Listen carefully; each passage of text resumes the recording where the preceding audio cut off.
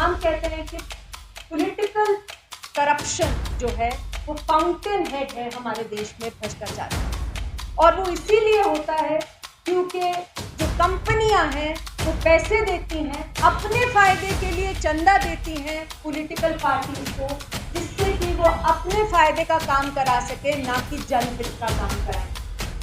ये सूचना जो है ये 12,000 साढ़े 12,000 करोड़ रुपए की सूचना है, जबकि पूरे बॉन्ड जो बिके हैं वो 16,500 करोड़ के करीब के बॉन्ड बिके। तो इसका मतलब है कि 4,000 करोड़ रुपए के जो बॉन्ड बिके उनके बारे में अभी भी हमारे पास सूचना नहीं है कि वो बॉन्ड किसने खरीदे। और ये सूचना जैसे हम देख पा रहे हैं कितनी जरूरी है क्विड प्रो को, भ्रष्टाचार, किकबैक्स, इन सब को इस्टेब्लिश करने के लिए।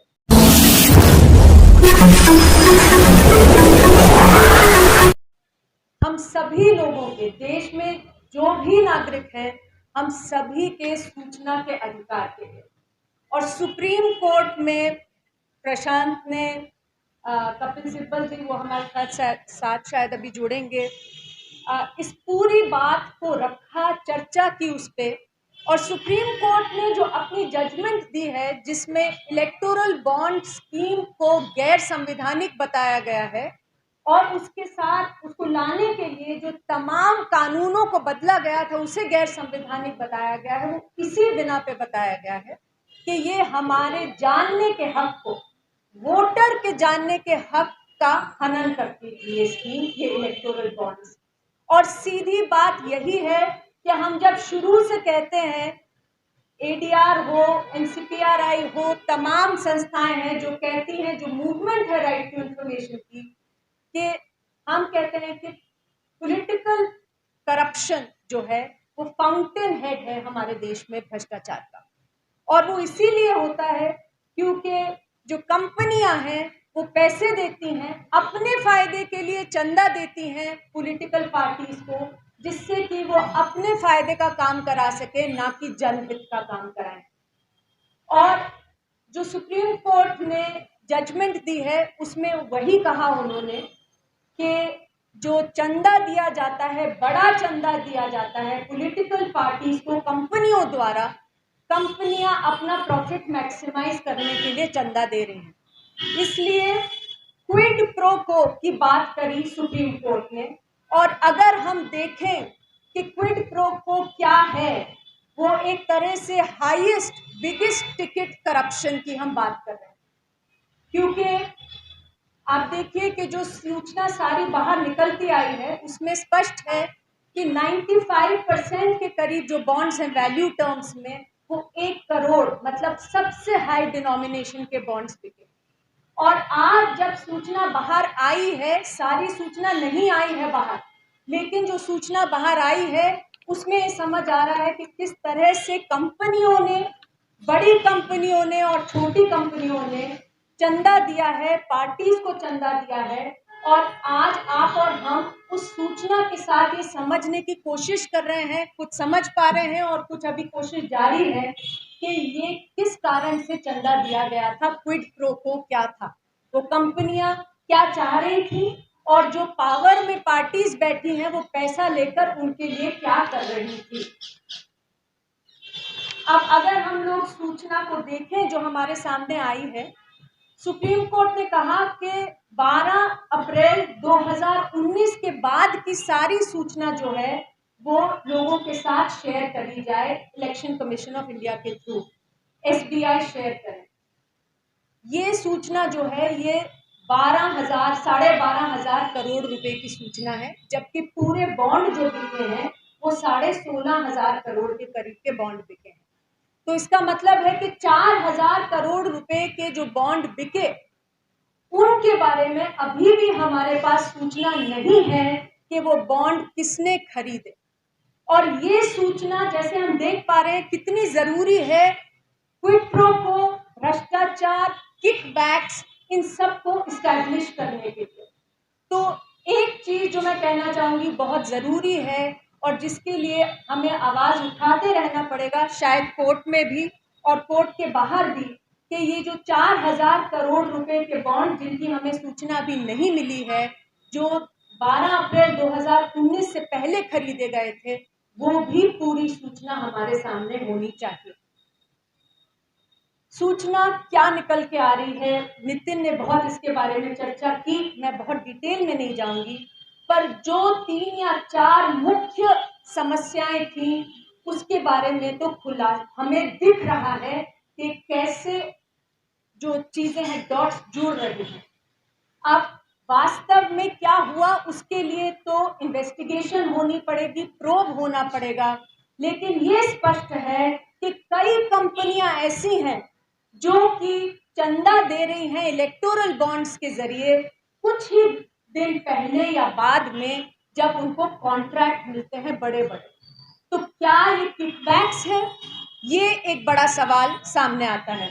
इन्वेस्टिगेशन की जरूरत है मामले के तय तक जाने के लिए, लेकिन ये बिल्कुल this is a question that is begging to be asked. दूसरी चीज, क्विड प्रो क्वो और एक्सटॉर्शन, क्योंकि हम ये देख रहे हैं कि इतनी सारी कंपनियां हैं जहां पर ईडी के रेड होते हैं, सीबीआई के रेड होते हैं, आईटी डिपार्टमेंट रेड करते हैं, और उसी दौरान कहीं ना कहीं वो इलेक्टोरल बॉन्ड खरीदते हैं, और कई जगह पर वो इलेक्टोरल बॉन्ड रूलिंग पार्टी को दिए जाते हैं, जो सेंटर पे रूलिंग पार्टी है भारतीय जनता पार्टी।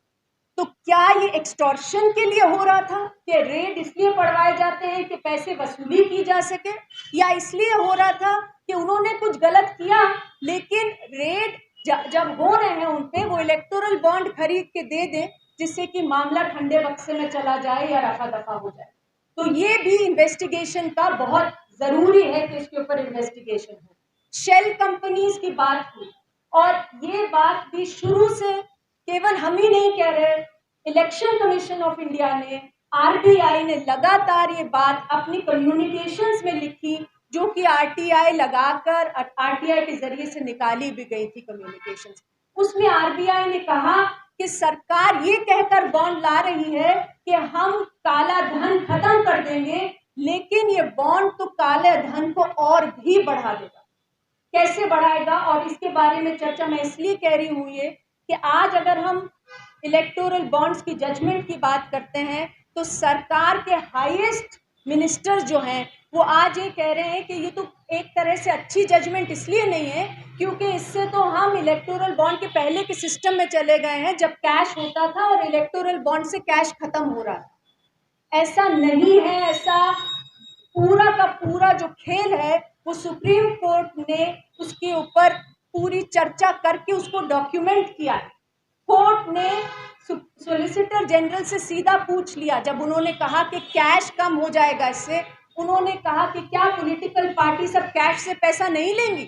तो उनको कहना पड़ा कि नहीं, जब इलेक्टोरल बॉन्ड्स थे तब भी पॉलिटिकल पार्टीज कैश के थ्रू पैसा ले सकती थी, तो जो कैश की पूरे पैसे आते थे वो वैसे भी चल सकते थे। इसका मतलब, दूसरी चीज, ये जो बॉन्ड्स हैं ये फॉरबिडन थे फ्रॉम ट्रेडिंग, लेकिन कोई सेफ गार्ड नहीं था। इसका मतलब ये कि कोई जाकर एक बैंकिंग चैनल से अपना केवाईसी देकर बॉन्ड परचेज कर सकते हैं, लेकिन बॉन्ड बिक सकता है फॉर अ कंसिडरेशन, तो किसी और के पास कैश है वो बॉन्ड को जाके खरीद लेंगे जिन्होंने परचेज किया। जो डोनर है doesn't have to be the purchaser of the bond। तो मतलब काला धन, मनी लॉन्ड्रिंग का ये पूरा एक सिस्टम तैयार हो गया था। इसके ऊपर भी सुप्रीम कोर्ट ने अपनी जजमेंट में लिखा है, और सुप्रीम कोर्ट ने तो यहाँ तक कह दिया कि ये तो क्लाइंटलिज्म हो गई। मतलब जो कंपनियां हैं वो पैसे दे रही हैं अपना काम कराने के लिए पॉलिटिकल पार्टीज को कि वो सत्ता में बैठी हैं। और इसमें मुझे लगता है कि सबसे एक जो अहम सवाल है जिसे हमें भूलना नहीं चाहिए वो है इंस्टीट्यूशंस का क्या हाल है हमारे लोकतंत्र में, वो जो ये पूरा केस दर्शाता है। पहली चीज, बार बार जो प्रशांत ने कहा, जो जगदीप जी ने भी कहा कि एसबीआई ने आकर सूचना देने की बजाय कहा हम इलेक्शन के बाद सूचना देंगे 4 महीने बाद, क्योंकि हमें इतनी समय लगेगा सूचना आने में। और अब जब फटकार पड़ी तो चंद ही दिनों में सूचना बाहर आ गई। तो एसबीआई किसके इशारे पर काम कर रहे हैं? और एसबीआई का क्या कैप्चर है, क्या सबसे बड़ा बैंक है हमारे देश का स्टेट बैंक ऑफ इंडिया। तो क्या ये एसबीआई इंडिपेंडेंटली और सही तरीके से काम कर रहा है, बड़ा सवाल।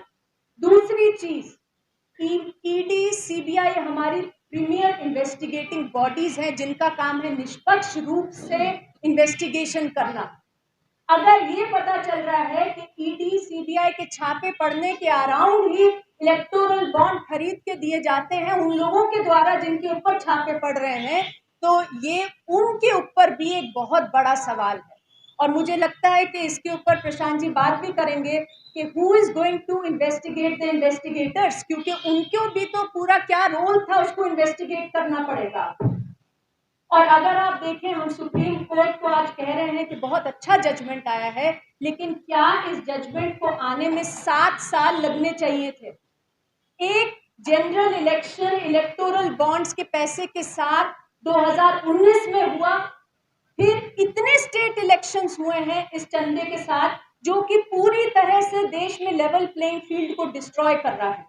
और अब जब ये जजमेंट आया है, बिल्कुल एक और चुनाव सामने है, जो पैसे बटोरे जाने थे वो बटोरे गए। तो क्या सुप्रीम कोर्ट के ऊपर भी आज नहीं सवाल उठ रहा कि इतना समय इतनी जरूरी जजमेंट देने में क्यों लगा। और ये सवाल भी हमें पूछते रहना होगा। और मैं केवल एक बात कह के अपनी बात को समाप्त करूंगी कि आज हम कह रहे हैं कि हर तरह से जो लोकतंत्र है उस पर प्रहार चल रहा है। और अभी हाल ही में चीफ मिनिस्टर्स हैं जिनको कि गिरफ्तार कर लिया गया है। और आज जब दिल्ली चीफ मिनिस्टर की गिरफ्तारी की बात हुई, रिमांड की बात हुई, तो कोर्ट के अंदर ये कहा गया, उनके अप्रूवर का नाम दिया गया शरद चंद्र रेड्डी जो है। और अगर हम इलेक्टोरल बॉन्ड में जो डेटा निकला है उसको अगर हम देखेंगे तो शरद चंद्र रेड्डी जो है उनकी औरोबिंदो फार्मा लिमिटेड करके कंपनी है। और वो दिख रहा है उस पूरी सूचना जो बैठ के अब सारे जर्नलिस्ट इसको देख रहे हैं कि 5 करोड़ रुपए उनकी कंपनी ने चंदे में दिए इलेक्टोरल बॉन्ड्स के थ्रू 5 दिन बाद जब वो अरेस्ट हुए। और उसके बाद भाजपा को वो पैसे गए। तो ये ऐसा नहीं है कि कहीं पे भी खरीद के उन्होंने दे दिए, भाजपा को चंदा दिया। उसके बाद दिल्ली हाई कोर्ट में बेल जब उन्होंने अप्लाई करा बेल लेने के लिए, मई 2023 में उनको बेल दे दी गई। लेकिन इसमें जरूरी बात क्या है, ईडी ने बेल को अपोज नहीं किया। आप खुद सोचिए कितने केसेस हैं जिसमें ईडी बेल को अपोज नहीं करता है। ईडी ने बेल को अपोज नहीं किया, मेडिकल ग्राउंड्स पर बेल दी गई। जो हमें समझ में आई है बात अभी तक, इसकी आप लोग और पुख्ता सूचना निकालिए, उनकी कमर लोअर बैक में दर्द था, ये मेडिकल ग्राउंड था और उन्हें बेल दी गई। ईडी ने उस बेल को अपोज नहीं किया।